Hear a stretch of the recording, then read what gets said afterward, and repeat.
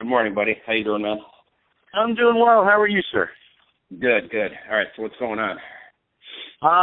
Not a whole lot this time. I was the doctor that I was going to go around marketing with on Friday. He got stuck at the hospital all day, so we never quite went and marketed together. But I wanted to get. Can you tell me a little more information about the CMEs that we can provide, or is there on the website? No. There's not, because it's not just a cookie cutter thing. Okay. The lawyer's continuing legal education is different than the MD side. The lawyers don't have access to good continuing education, particularly like with stuff that's going to help them with their cases. Mostly It's case law, and it's pretty boring, and they hate it. So there's an attraction when you have a good CLE, and it gets their attention, and it gets them motivated to start working with you. Medics, on the other hand, continuing medical education is a dime a dozen. Okay? So it's not so much, the CME isn't going to be like this sexy, like, attractant, and it's not necessarily going to get their attention, because to them, CME is kind of white noise. So we use it as a way to increase the depth of their understanding of spine care.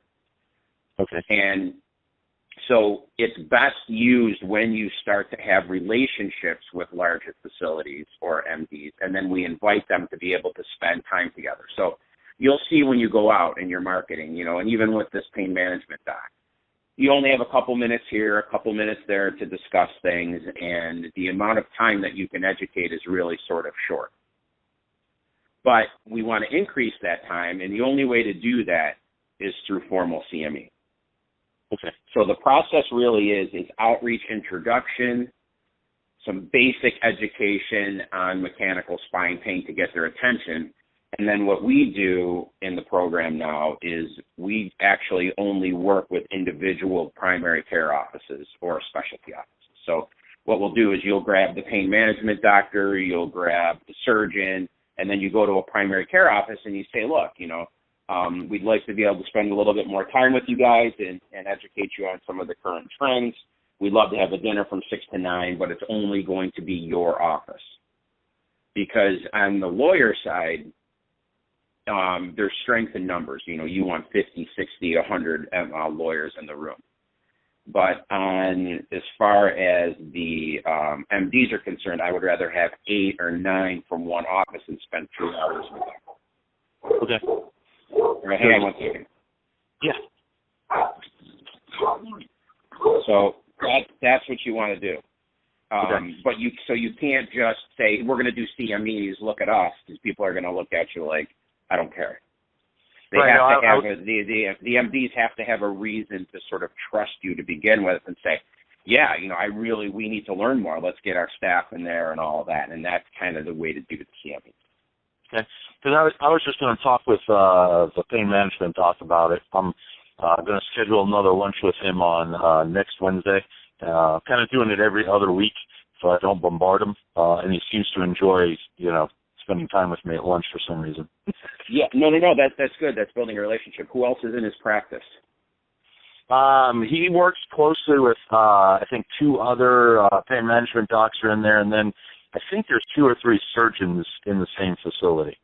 Okay, so this is what I would do if I were you. I would tell them about having access to continuing medical education and say, look, that you talked with me, and the best way to sort of get their heads around what this content truly is for you to do a CME for their group.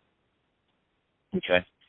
Okay, so just say, listen, it's 6 to 9 p.m., let's find, a small, back room of a restaurant where the door can be closed, and I'll go through it, and we can decide how we want to market it. But that would be the best way, because that'll give you some experience, it'll get them exposed to content, and it'll get them excited to start working with you, too. That's where I would start first.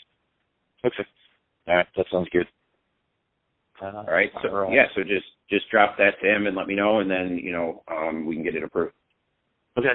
Hey, I know I probably sent you a few texts yesterday, but when we do the fellowship program, do we still stay with the ND program, or do we do both? Do we drop one?